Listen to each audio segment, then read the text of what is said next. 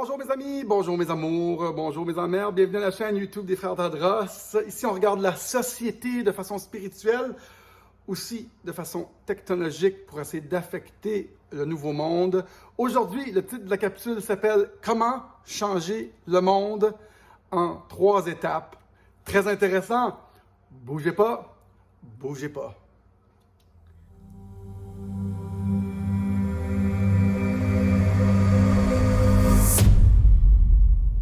Salut tout le monde, ça fait longtemps que j'ai pas fait de vidéo. J'aime vraiment ça, faire des vidéos. Malheureusement, avec la censure qui nous entoure, des fois ils nous enlèvent des vidéos là, sur YouTube. La dernière vidéo qu'ils nous ont retirée s'appelle Trump prépare un gouvernement de l'ombre. Ça faisait 2 ans qu'elle était sur la chaîne. Tout d'un coup, ils la sortent.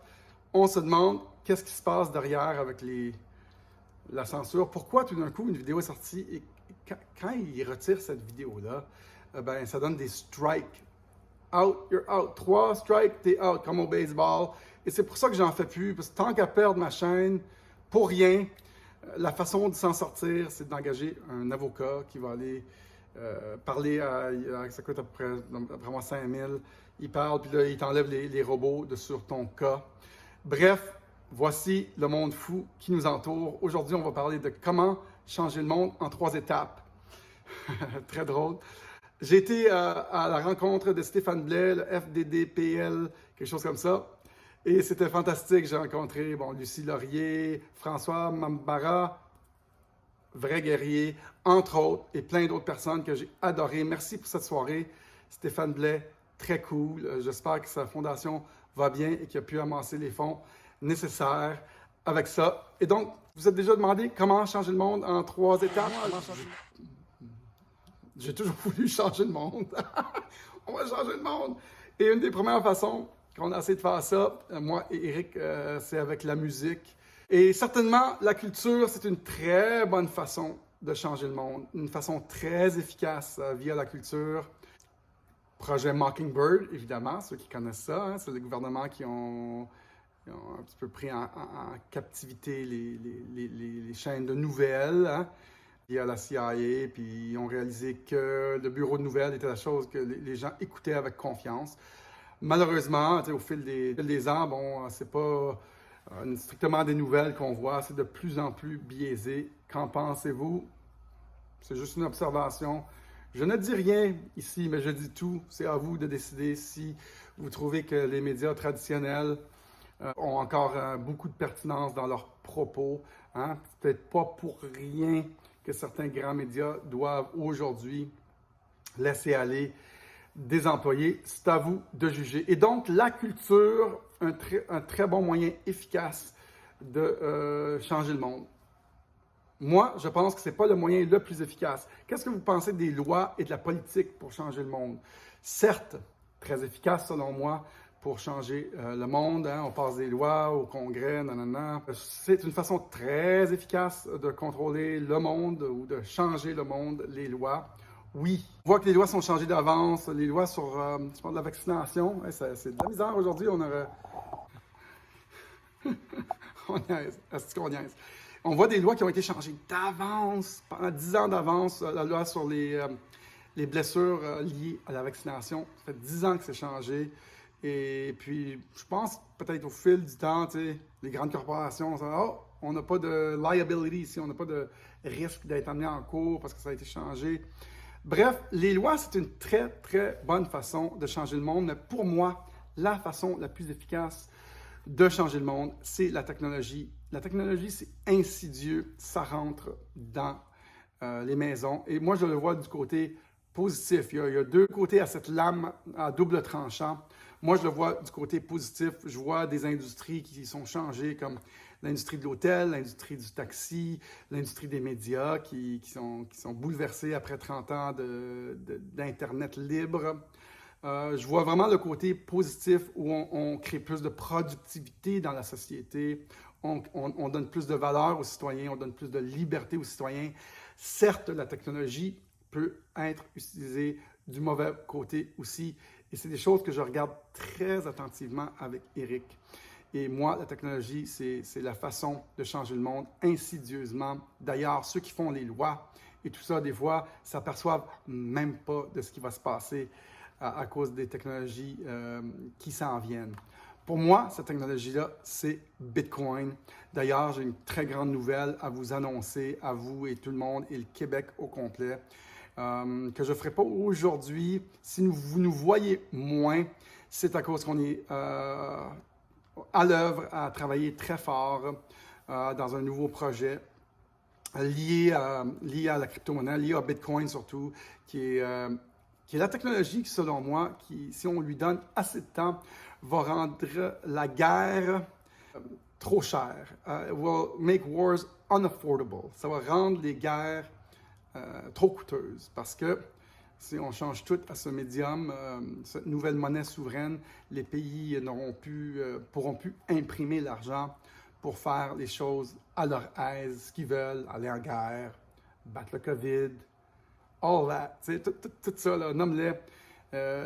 Eux, quand ils impriment de l'argent, ils appellent ça du quantitative easing. Mais nous, quand on imprime de l'argent, leur argent, c'est considéré comme du vol ou counterfeit. Comment on appelle ça en français? On n'a pas le droit de créer de l'argent. Pourquoi personne ne me l'a dit, là? C'est une blague, mais eux, quand ils en créent, c'est un terme très, très beau, très scientifique. Ils peuvent créer de l'argent. Et c'est ça l'inéquité entre les classes et les gouvernements. Eux impriment, font ce qu'ils veulent. Nous, on doit travailler ces heures-là pour créer cet argent-là dans notre vie. Et je crois que cette nouvelle technologie-là, mesdames et messieurs, va changer le monde et de façon, oui, insidieuse. Et ça pour les prochains 30 ans, on va voir des gros changements. Il y en a qui ont peur parce qu'ils ne comprennent pas. Et ça n'a rien à voir avec les CBDC, les Central Bank Digital Currencies, rien à voir du tout. Ça, c'est de l'argent contrôlé. Bitcoin va rester un argent souverain du peuple qui a une cédule de sortie pour les prochains 120 ans. Aussi, Bitcoin est incensurable. On ne peut pas bloquer ton compte. Il n'y a pas personne entre toi et la personne à qui tu envoies l'argent, entre toi et ton portefeuille. Très différent de la philosophie derrière nos comptes de banque traditionnels. Et donc, il y a aussi beaucoup d'autres avantages à cette nouvelle technologie-là qui est transportable, qui est le meilleur compte d'épargne au monde. On peut l'envoyer d'ici en Chine un samedi après-midi. Il ne faut pas attendre que ça rouvre le lundi à n'importe qui ou au Japon ou partout dans le monde sans attendre que la banque ouvre à 9h AM. Tu peux envoyer 1 milliard comme $1. Et les frais vont faire ça vers le bas plus cette technologie-là avance. C'est comme un peu la recherche sur Google. Est-ce que ça vous coûte de faire une recherche sur Google? Non. Et donc, ça, ils ont emmené ça à zéro. Et là les frais de transaction vont aussi aller à zéro. Et par-dessus ça, comme Google a créé une business de publicité, je crois que par-dessus les frais qui vont à zéro, ils doivent bien faire une entreprise. Il va y avoir un autre modèle qui va se faire par-dessus d'affaires. Et ça reste encore à être créé, je crois. Et donc, comment changer le monde en 3 étapes? Partez-vous un band, allez crier sur le top de tous les toits comme Javier Milei de l'Argentine. Javier, qui est un chanteur, un anarcho-libertarien, capitaliste bitcoiner qui a pris le contrôle de l'Argentine. Lui, il l'a fait avec la culture. Maintenant, c'est un politicien. Vous pouvez aussi aller en politique, faire des lois, ou vous pouvez adopter la technologie. Et ça, c'est ce que moi et Eric sommes occupés à faire. C'est pour ça qu'on nous voit moins sur les vidéos. Je préfère regarder le nouveau et dire aux gens, regardez ici, plutôt que regarder le vieux puis chialer. Ça, c'est ce que j'ai décidé de faire la dernière année.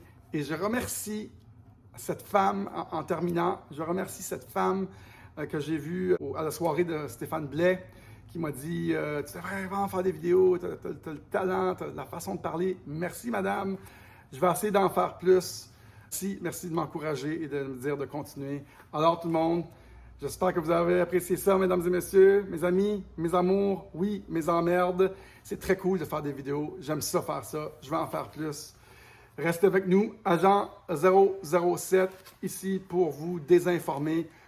complètement vous dire les menteries, les faussetés que vous devez entendre.